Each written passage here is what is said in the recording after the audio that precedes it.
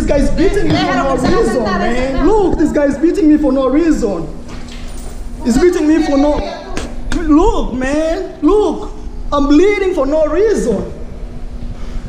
Man, I'm gonna sue you. I swear I'm gonna sue you. You don't even know who I am. Man, look, I'm bleeding, man. Shalom, brothers and sisters. I hope you're doing fine wherever you are. So, this is a proof that black people, we are hated in different places. Imagine a person who is a tourist going to a country, and just because they're black, they're being discriminated for that, and they're being mistreated because of that. And I wonder why they keep on doing these things to black people, in as much as when they come to our country, we welcome them like with both of our hands, with both of our hearts. Why is it ours when we go to their places, they treat us like that? But when they come here in Africa, we receive them with both of our hands. We cook them our foods, we welcome them in our houses, we even host them.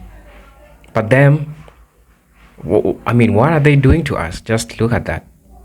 So let's watch this video and then come back. Let's talk about it, because this is a discourse that I would like us to discuss as black people, especially Africans who will be watching this video, and everyone with African descent. So hang on tight as we watch this video and analyze it together. This guy's beating me for no reason, man. Look, this guy's beating me for no reason. He's beating me for no... Look, man. Look. I'm bleeding for no reason. Man, I'm gonna sue you. I swear I'm gonna sue you. You don't even know who I am. Man, look, I'm bleeding, man. So guys, let me explain. So I had my GoPro. Here's my GoPro. I was just walking in the streets, so I was just filming, you know, just doing my thing with my GoPro. So all of a sudden, I'm telling you, all of a sudden, like in a split of seconds, some guy with no uniform actually came to me and said, hey, what are you filming? So I had my GoPro like this, and I looked at this guy. I thought he's just a civilian who wants to rob my camera actually. So I held my camera like this, you know, and he pulled me and he pushed me, and the other guy was there, and they were harassing me on the street. Not like harassing me, you know how they hold you and they put you like this. And they were actually municipal police right there. There were like 4 cars, so all of them came with guns, with everything. They started like pushing me, telling me, you keep quiet, pulling my cameras, pulling my bag, pulling everything. So me, I just chilled, you know. So I went inside the car. So inside the car, this guy started asking me. So, you know, even they have not told me my problem. You know, they have not told me what have I done wrong. They have not told me what law I've broken or anything. This happened in Dominican Republic, and this city is called Santiago. And the municipal police, which is down here, where I live actually, it's like a walking distance, I realize. So there were like 2 cars of police, okay? So the first car was ahead of us, and me, the arrested guy, in another car. So I was with 4 other policemen. Actually, they're municipal police, not even national police, you know. So me, I just chilled because I was like, I've not done anything wrong. Like, I was just smiling actually. So the guy who was seated next to me tried to hold my GoPro and tried to record, and he realized he was recording himself. Then he was telling me, hey, delete that. I told him I can't delete. Delete that, check. I have to put in my computer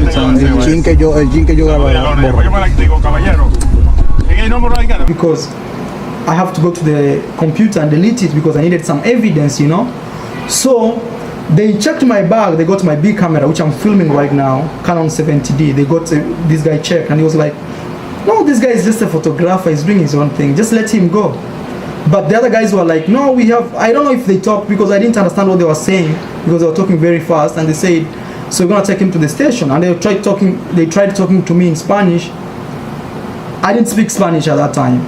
I couldn't speak Spanish because I knew if I spoke Spanish, they may bring many conspiracies, which even, so I spoke English 100%. So we arrived at the station. The first car parked, the second car, which I was, so the policemen in the second car, like, they had chilled with me, they had no problem. So they were like, even I thought they just want to say, you know what, you walk away and just go, because they realized like I'm not doing anything, you know, anything wrong. So the 2 other guys came from the other car, and they were like, where is that guy who we arrested? Where is that guy? And the other police told him, this guy has nothing, man, just let him go. Some two guys insisted, one guy with a gun, actually a long gun, and with a uniform, and one guy who is a civilian.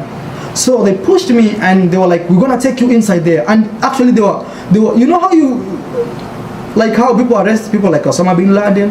You know how like they tie you, they hold you here, and another one is holding you here. Man, it was like that, man. So me, I just chilled, man. I just chilled. I was like, you know, let's go. Where are you taking me? So we go and we arrive at a door, like at an entrance, and the first thing I know is there was a short guy who had no uniform, pushed me like this and hit me really hard, like really hard, until my whole mouth torn. Actually, even my ear right now, I'm having problems, man.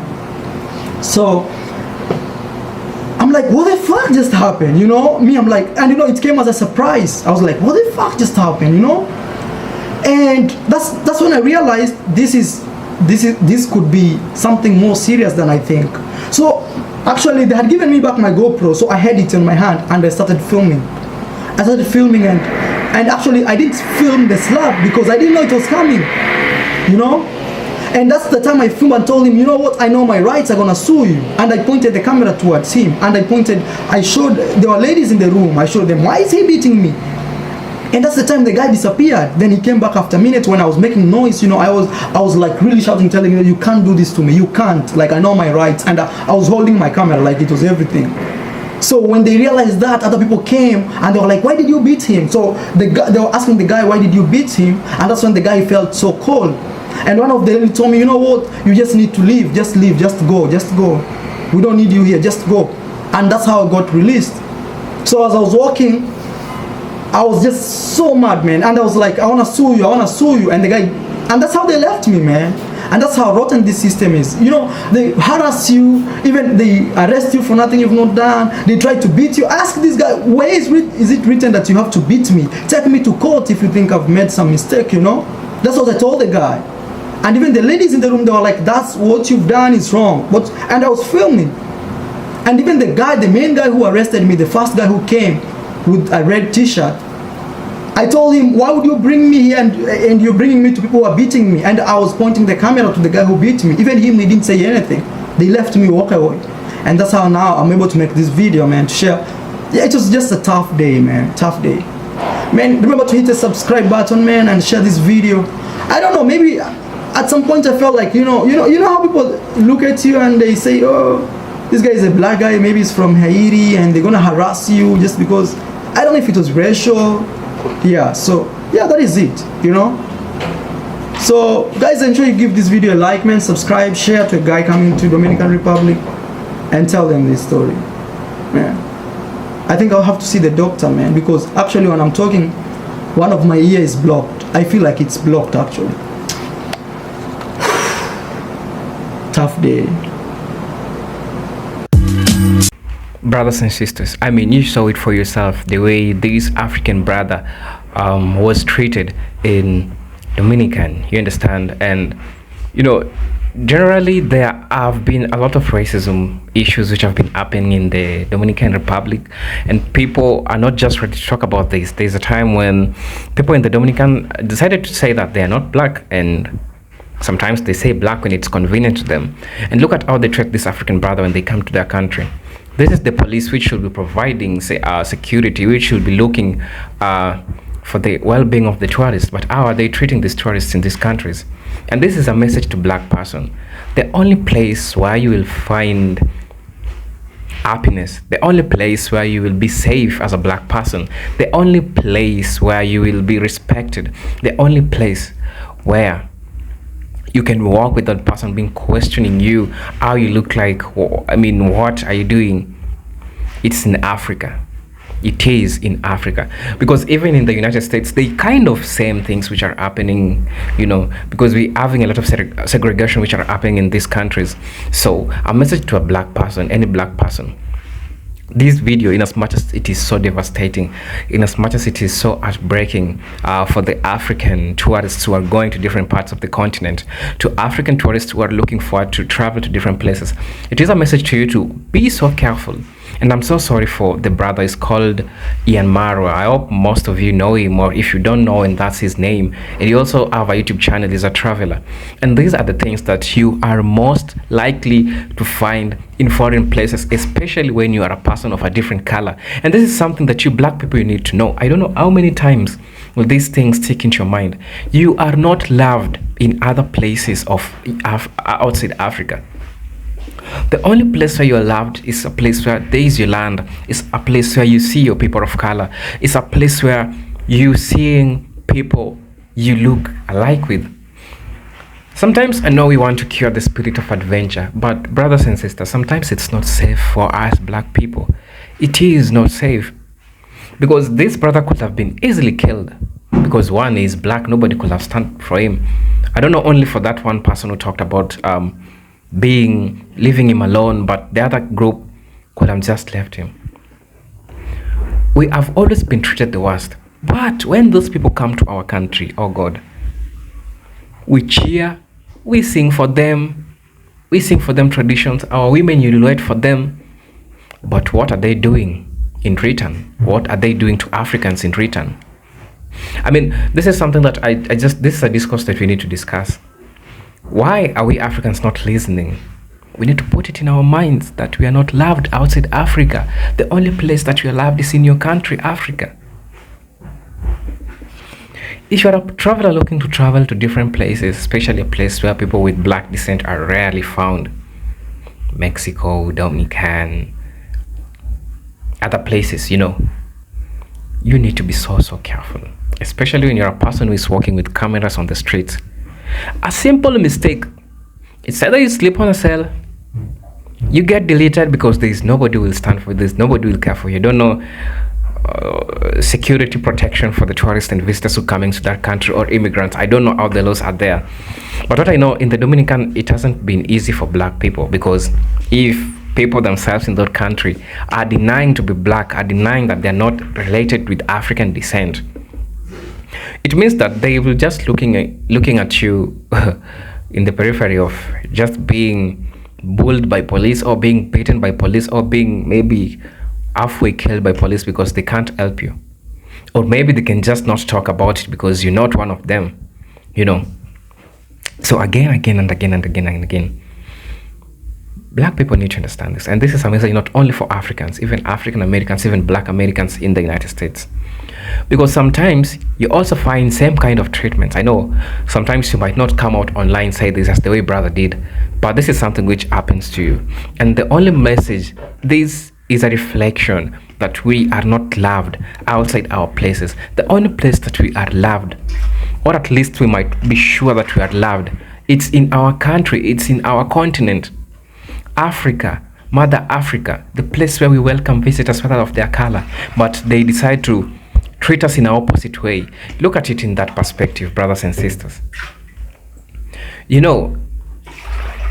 saddens me that there is this person, but they welcome visitors in their house. But when they go to these visitors who come to their house place, they get the opposite of the treatment.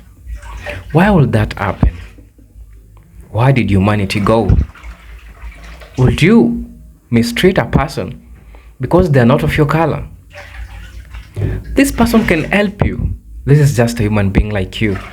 Sometimes it's a question of humanity. Sometimes it's not even a question of color. And I'm trying to talk about this thing in a broad perspective. First, this is a person who even doesn't speak that language in that place to begin with. You are harassing him.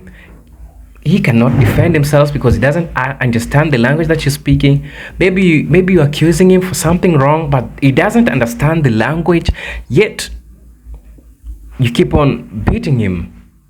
He's vulnerable. He's new to this place. He's just a tourist. He doesn't understand. Oh my God, I was ready to use the F word. You are mistreating this person because he can't speak for himself. Same as beating a person who is already down, beating a man who is already down. A person doesn't understand that language. He doesn't have a family in that place. Maybe he only has one person or two people who he talked to the internet before coming to those places. I mean, black people, Africans, people with African descent, I'm calling you to understand that we need to look out for ourselves, especially when we leave places that we live. I'm talking about Africa. Or if you're ready to go to a place where it doesn't have African descent, ensure you have enough support system, whether from black or non-black people. At least you can be ensured that you'll be safe. Have a strong support system in those places that you go.